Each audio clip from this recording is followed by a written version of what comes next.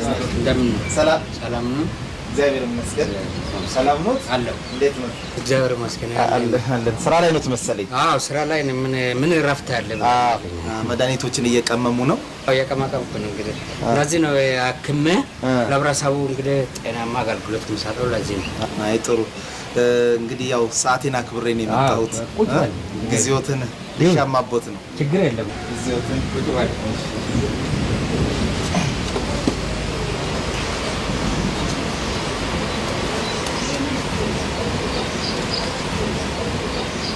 እሺ ጤና ይስጥልኝ። እንኳን በደህና ጠበቁኝ። እንኳን በደህና መጣን። እንግዲህ የስራ ሰዓቶትን ተሻምተን ጊዜዎትን መስዋዕት በማድረጎት በእኔም በጋዜጣም ክፍሉ ምስጋና አቀርባለሁ። እሺ አመሰግናለሁ። እኔም አውቄያለሁ፣ ያው እንደምትመጣም አውቄያለሁ። ጊዜ መስዋዕትነት እንግዲህ አሁን መጀመሪያው ትውውቃችንን የምንጀምረው ስሞትን በመተዋወቅ ነው። ስሞትን ከነአባቶት ከነአያቶት አንድ ላይ ቢነግሩን ደስ ይለኛል።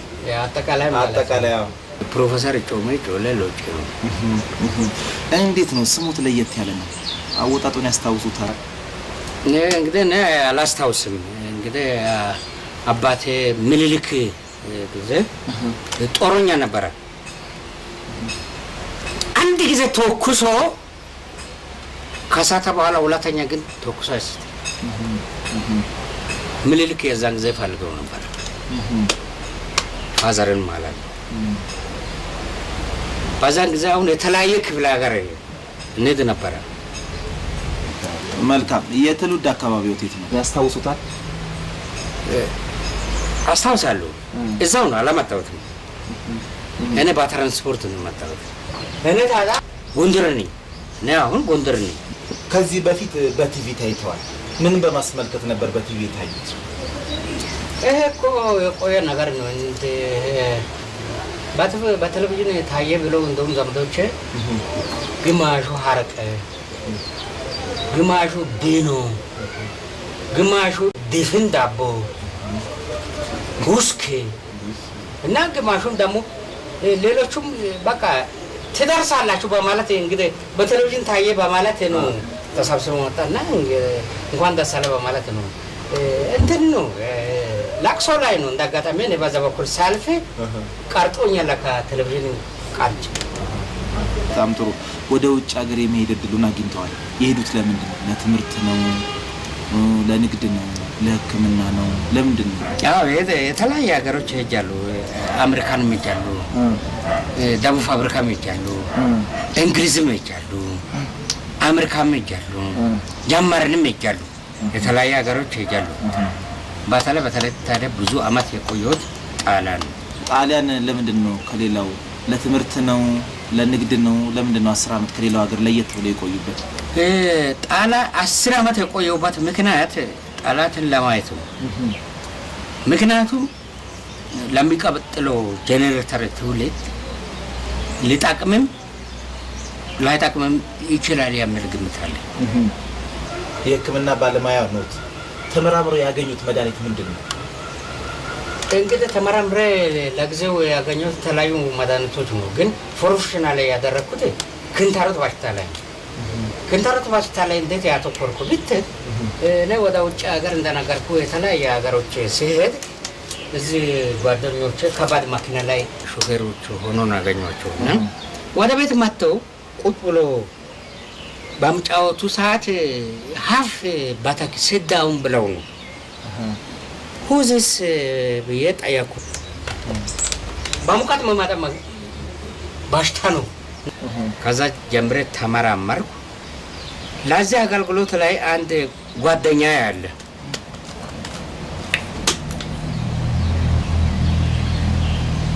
እሱን ነው በጣም የተጫወትኩበት። እሱን ኖሮ ስንት ቦታ ቀዳድኩ። ለነገ ትውልድ ጄኔሬተር ምን ዋጋ አለው? መሰክር ነበረ። ስንት ቦታ እንደቀዳደድኩት አንድ ነገር አላስተረፍኩት። ብሽሽት ቀርጌ ምኑን? ቂጡን። እሺ አንድ ነገር ሳልጋጥመው ከዚህ ወጥቶ ጉድጓድ ውስጥ ተደፍቶ ቀም እንደዚህ አፉን እንደከፈተ ምኑ ነው አፉን የከፈተው? ቅጡ እኮ አልኩ። ከዛ እንደዚሁ እየተመላለሰ ነበር። ሞክሮ በሱ ነው እኔ ላብራቶሪ ምን አጋለሁ ምን ሆነ? እሱ ነበር አሁን ቢኖር እሱ ነበር መግለጫ የሚሰጥ ለዚህ ሕክምና አገልግሎት እዚህ ደረጃ ላይ እንዲውልና እዚህ ደረጃ እንዲደርስ ስንት መስዋዕትነት አድርጎ ህመሙ ይሆን እንደዚህ ያደረገው? ግንታሮቱ እንዴት ገላል? መጀመሪያ ያልገደለ ከዚህ ወጥቶ ነው እንደሚሞተው? ሕክምና እንጂ መሞቻ ክፍል እኮ አይደለም። ይገባኛል ፕሮፌሰር ይገባኛል። ታማሚዎቹን ወይንም ህመምተኞቹን የሚያክሟቸው በምን አይነት መልኩ ነው? ወደ ውስጥ ገብተን ወደ ላብራቶሪ ክፍል በቃ ፕሮፌሰር ወደ ውስጥ ገብተን ላስረዳ። እንግዲህ ወደ ላብራቶሪ ክፍል ገብተን ያሉትን ነገሮች እንደዚህ በቃል ባስረዳ አይደለም እያሳየው ህክምናውን ያሳየው እንትን ብል ይሻላል እንጂ እንደዚህ እሺ አይደለም።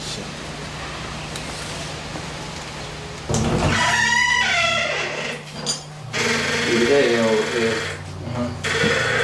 ቆይ እሱ ጋር ጠብቀኝ ቆይ እነዚህ ነገሮች ወደ ውስጥ ስንገባ ለጥንቃቄ ነው። የጥንቃቄዎች ይህን ደርሶ ላድርገው።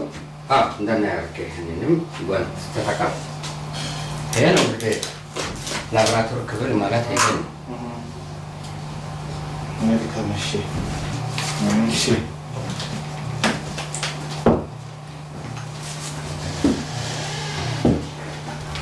መልካም እንግዲህ ያው ህክምና እንግዲህ ያው ውጭ የጠየቁት ጥያቄ አለ። ህክምና እንግዲህ ለታማሚዎቹ እንዴት ነው የሚሰሩት? ይሄ ከተለያየ እጽዋቶች ነው ቀምቀማን ሰዎቹን ለማዳን የምንሞክረው ማለት ነው። እዚህ ጋር አሁን ነጭ ሽንኩርት አለ፣ ቲማቲም አለ፣ ዕፀ በለስ አለ እና ሚጻምጾ አለ። ከተለያየ ነገሮች ነው የምንቀመቅመው እና ሰውየው በሽታው መኖሩ ከተረጋገጠ በኋላ እነዚህ የተለያየ ሳይዝ ያላቸው ቆረቆንዳ አለ። እቺ አሁን ለምንድን ነው? ይሄ ለህፃናት ሊኖር ይችላል። ለህፃናቶች ላይም አለ ማይኖር ነገር የለም። በቃ ቀደም ብለህ ማሰብ አለብህ። ሊኖር ይችላል ነው ፍልስፍና ነው እንግዲህ ሊኖር ይችላል ብላ ነው። እሺ የተለያዩ ቆረቆንዳዎች አሉና በየእድሜው በየሳይዙ ሳይዛቸውን ትለካለህ። በካሊፐር ነው የሚለካው። በካሊፐር ትለካለህ። ካሊፐር የምን መለኪያ ነው? የብረታ ብረት ነው። ይሄ ለአዋቂ ነው። ይሄ ለመካከለኛና አነስተኛ ጥቃቅን ነው። ይሄ ደግሞ ያው ለሆሮግቶች አይነት ነገር ነው። ለትልልቅ ሰዎች በእድሜ ለገፉ ለገፉና ግፍ ላለባቸው ሰዎች ነው። እንግዲህ ሰውየው ላይ በሽታው መኖሩ ከታወቀ በኋላ ሰውየውን ለ3 ቀን ዘቅዝቀን እናስቀምጠዋል። ዘቅዝቀን ካስቀመጥ በኋላ በግሉኮስ መልክ ነው። በግሉኮስ መልክ ሰውየው ወደ ታች ተዘቅዝቀዋል። በግሉኮስ መልክ ጣብ መጀመሪያ ቫይረስን ተገባ ነጭ ጋቢ መቀመጫው ላይ ተደረገ። ሰውየውን ገልብጦ ወደ ታች ዘቅዝቃ ማለት ነው። ተዘቅዝቆ ሰውየው ለ3 ቀን ከዚያ ያንን ያለ ምግብ ያለ ውሃ አረ እሱማ ተባለዋለህ። ቀና እያልክ ተባላለህ። ለ3 ቀን ማለት እንደዚህ እና ካስቀመጥክ በኋላ ይሄን በግሉኮስ መልክ ያለ ታንጠለጥልና ወደ ታች ነጭ ጋቢ መቀመጫው ላይ ታረግና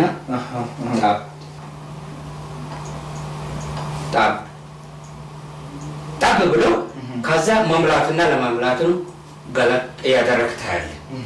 መምላቱ ካረጋገጥክ በኋላ ይሄ ቲማቲም አሁን ደረቅ በተፈጥሯቸው አንዳንድ መቀመጫዎች ደረቅ ሊሆኑ ይችላሉ። አሁን ይሄ የተዘጋጀ ቲማቲም አለ። ይሄ ተፈርጥና ዙሪያውን ያፈረጥክ ፍሬ እንዳይገባ የጋቢ ቁራጭ አለ የተቀመጠ ታርሳለህ። ታርስና ከዛ ቀስ ብላ እንዳይጎዳው ይሄማ ጎማ ማዶሻ ነው እንዳይጎዳው በመቀመጫው በመቀመጫው ግጥም አድርጋ 3-4 ጊዜ ጥልቅ እስካምን ያስመለክታል። ከዛ ሰውየው ትንፋሹን ትንሽ ወደ ላይ ተዘቅዝቆ ነው እንደሚደበደበው በቂጡ ቆረቆንዳው። አዎ እንደዛ ነው የምናደርጉና ለ3 ቀን ነው። ከዛ ትንፋሽ እንዲወስድ ቀና እናደርግና የቅርብ ዘመድ አፉን ይናፉታል። አፉ በሚናፉት ጊዜ ሁሉ ይዋጠራል ሰውየው። ታዲያ ምንድን ነው አንተ ሰውየው የምትለው? 10 ጊዜ ደጋገምክብኝ። እሺ ሰውየውን እኮ አልኩ። እሺ ሰው አይደለም እንደማክመው። ይገባኛል። እሺ ሰውየውን ስትል ድራብ ነገሮች ያደረጉ አይ እሺ ከዛ ከተነፋ በኋላ ለ3 ቀን ተዘቅዝቆ ነበረ። ተነሳለ። ጥሩ የቅርብ ዘመዶች አፉን ይናፉታል። አፉን በሚናፉት ጊዜ እንዳለ ሰውነቱ ይወጣጠራል።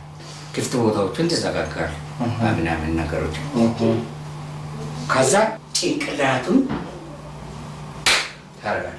እሺ ምኑ ቅጡ እሺ ይወጣል።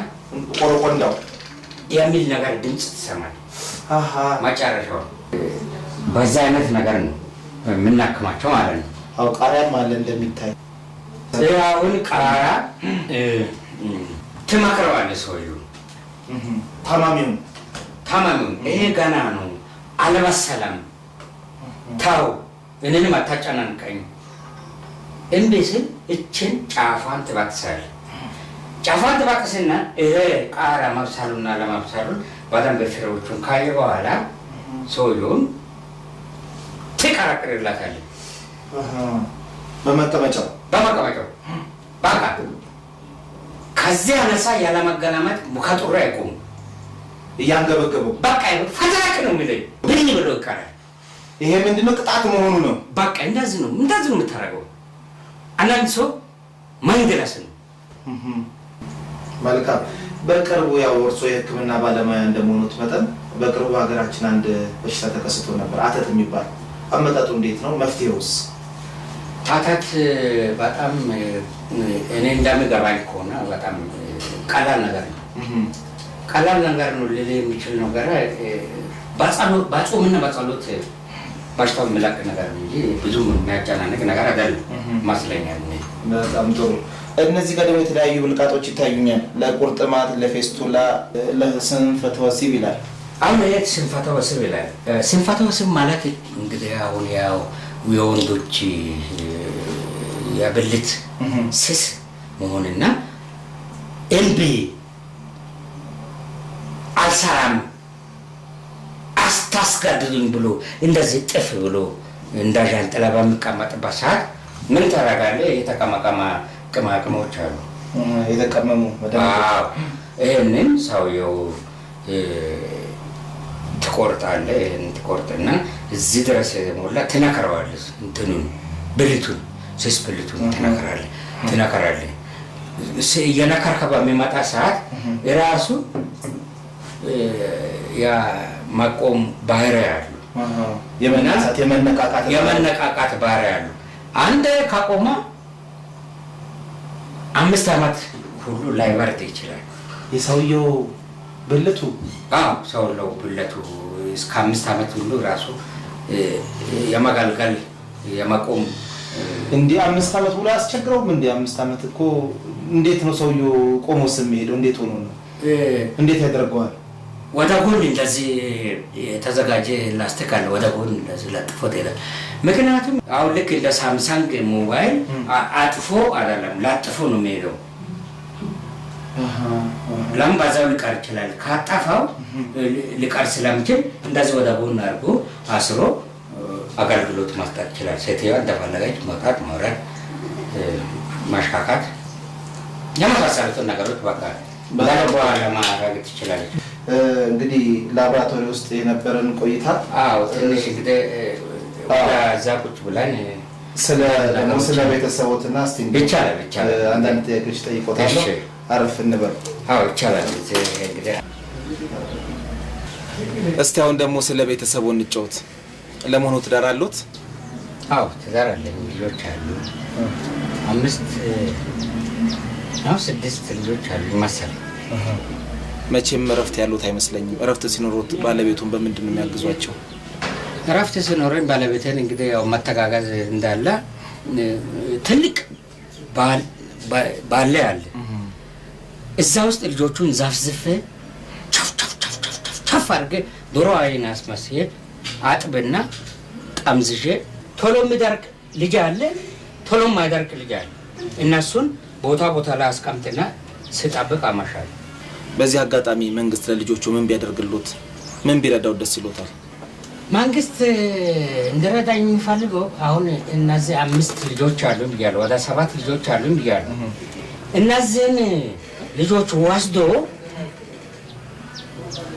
እኔ ሌላ የማምራት እቅድና ፕሮግራም አለኝ። ልጆች አዲስ ልጅ ማለት ነው። ይህ ልጆች እንግዲህ መንግስት ይህን ልጅ ቢወስድ ሌላ ብዙ የማፈልፈልና ፕሮግራም አለኝ ብዬ ነው። መንግስት ብቻ ይሄን እንደምንም ብሎ ይውሰድልኝ ልጆቹ። በጣም ጥሩ ፕሮፌሰር። በስራ ላይም ሆነ ወይንም በሌላ አጋጣሚ የሚያስደስት ወይ የሚያሳዝን አጋጣሚ አጋጥሞት ያውቃል? የሚያሳዝን ነገር አላጋጠኝም። አንድ ጊዜ ብቻ አውቶቡስ አጋጥሞኛል። የሚያስደስትስ? የሚያስደስት ነገር ያው ታውቃለህ ማታ ነው በረፍት ሰዓት ማታ ነው ማስደስተኝ።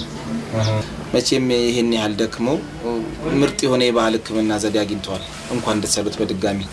አሁን በሀገራችን በስፖርቱም በሌላም ነገር በዘፋኝም ሆኖ በተለያየ ነገሮች አንዳንድ ሰዎች ሽልማት እያገኙ ነው፣ ወይ በስማቸው ሆስፒታል እየተሰየመ ነው፣ አደባባይም። እርስዎ በስሙት ምን እንዲከፈት ይፈልጋሉ? እኔ በስሜ እንድሰየምልኝ ወይም እንደሆነልኝ የሚፈልገው ነገሮች ምንድን ነው? ጉድጓድ እንቆፈር እፈልጋለሁ። በእኔ ስም ጉድጓድ የተቆፈረ ቁፋሮ ነዳጅ እንዲወጣ ጅምር ነገሮች ከተቆፈረ በኋላ ሌላው ትውልድ እየቀጠለ ነዳጅ እስከሚወጣ ድረስ በእኔ ስም እሱን እንድተክሉልኝ ፈልገው እንዲጀመር ነው። በእኔ ስም ነዳጅ እንዲወጣ። ፕሮፌሰር ጮሌ ጥያቄን ጨርሻለሁ። ይህን የፕሮፌሰር ማዕረግ ያገኙት ከአዲስ አበባ ዩኒቨርሲቲ ነው ወይስ ከአለማያ ነው ወይስ ከእንግሊዙ ኦክስፎርድ ነው? ከየት ነው ያገኙት? ይህም ፕሮፌሰርነት ማዕረግ ያገኘሁት ከሰፈር ሰው ነው የሰጠኝ። ከመሬት ልበል እንደ የሰፈር ሰው ነው የሰጠኝ። የሰፈር ሰው? አዎ እንጂ ተምሮ አይደለም። እግዚአብሔር እኔ ምንም አይመስለኝም ታዲያ